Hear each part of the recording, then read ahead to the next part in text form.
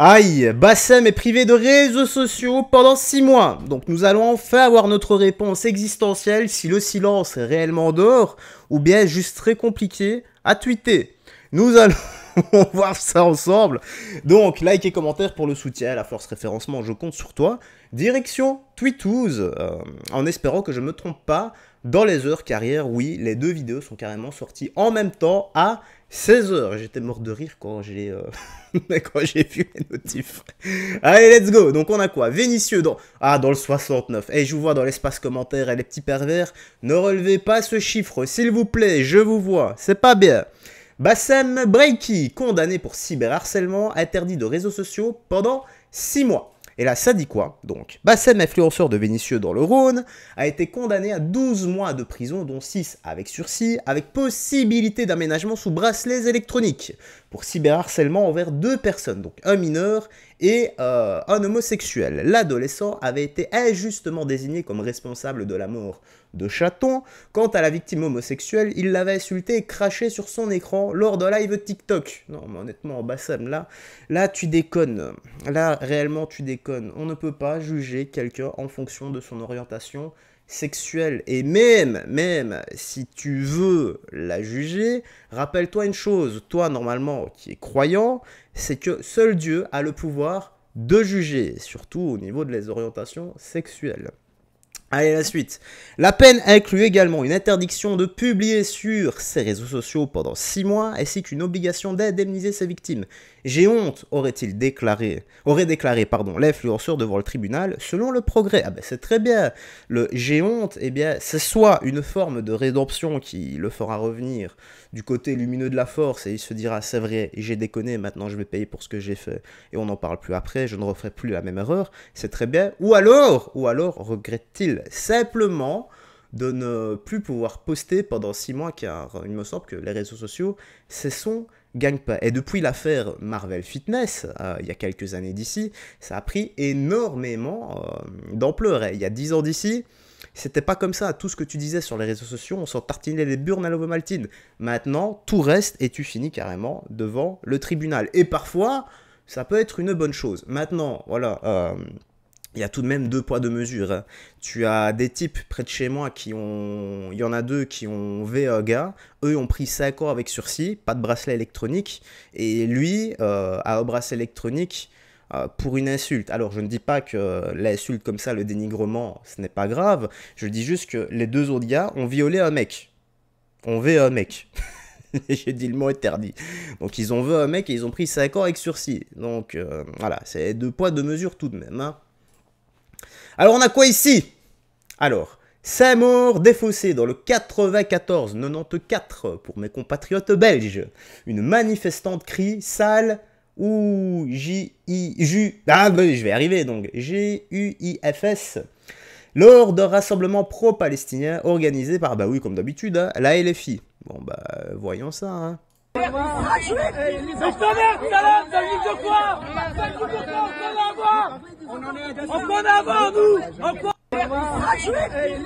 Incroyable. Incroyable. Mais regardez-moi ce visage. Hein. Ce visage de paix et d'amour. Ah, cette tolérance, honnêtement, cette aura de bienveillance qui émane d'elle. Moi, je suis certain que si Allah existe, eh bien, il ne conçoit pas ce genre de choses et tu finiras brûlé dans un fleuve de lave pour l'éternité.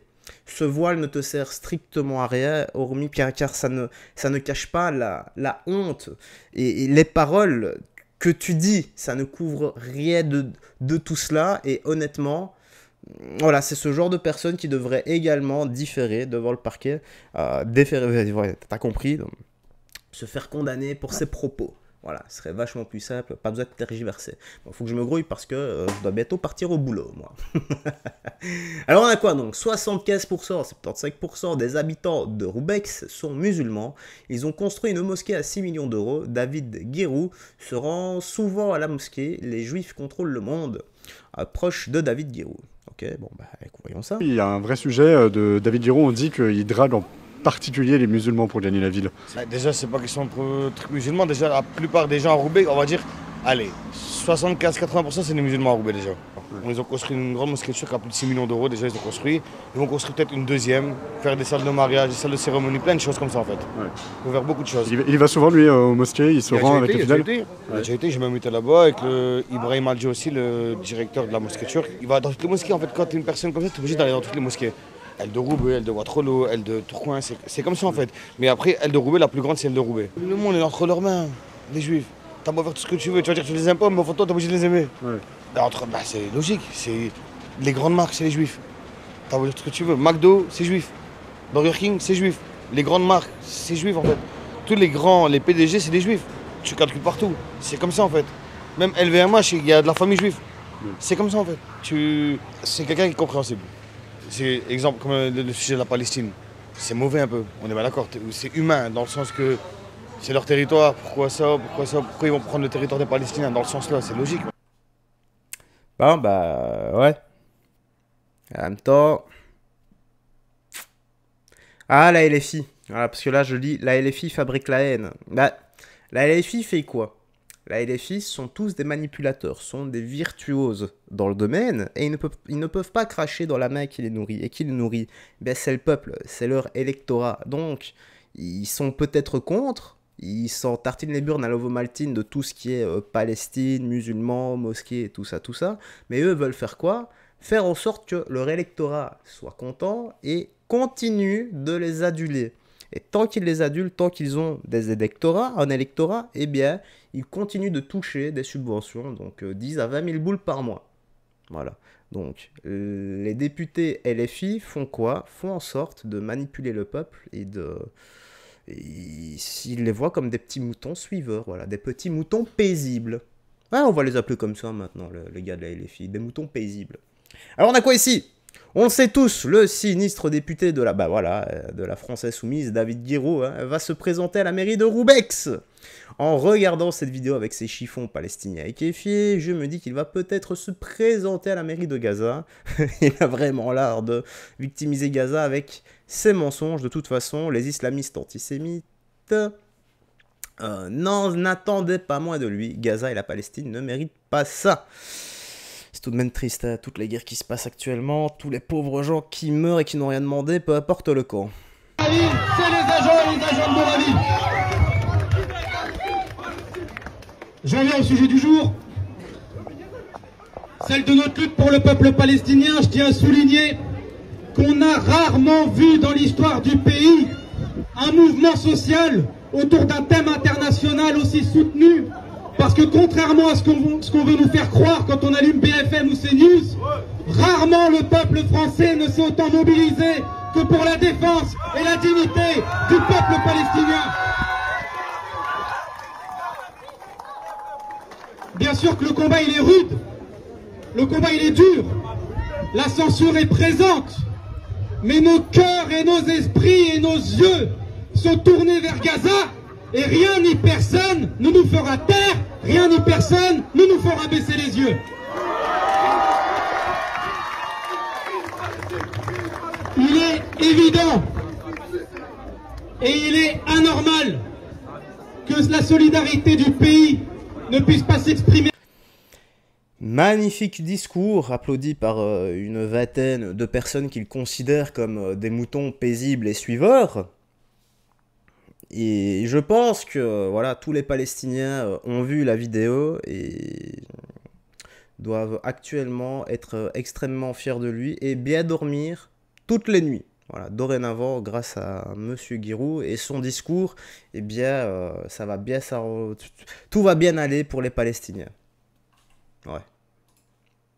La même chose, mais sur place maintenant, au front avec le casque et le pactage. S'il te plaît, Guiraud, vas-y, montre-nous ce qu'est un homme. Alors, on a quoi? Bah, on va finir ici. Rien à ajouter. Merci. Ça, j'ai écouté un tout petit peu.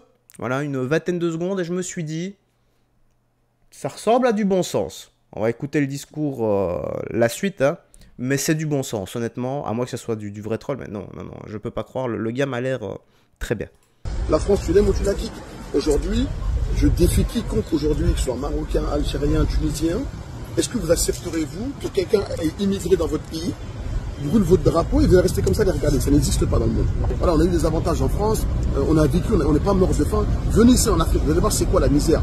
Venez ici en Afrique, vous allez voir c'est quoi mourir de faim. Donc même si la France elle a ses inconvénients, elle a aussi ses avantages. Donc moi je crache pas dans la soupe.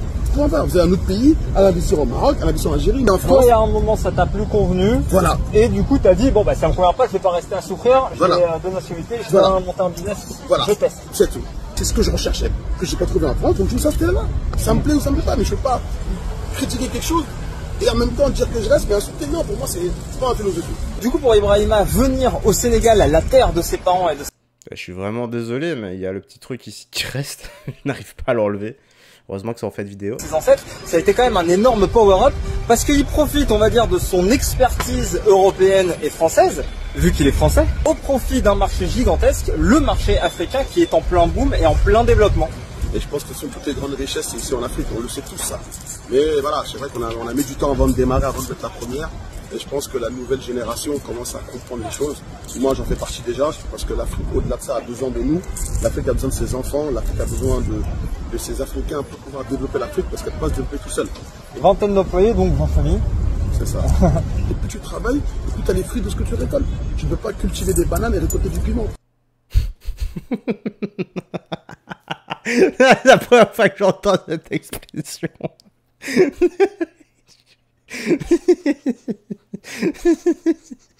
Je vais la relâcher celle-là. Tu ne peux pas cultiver des bananes et récolter du piment. Mais c'est bon, c'est tout con, hein. Mais je sais pas, moi ça me fait craquer. Voilà.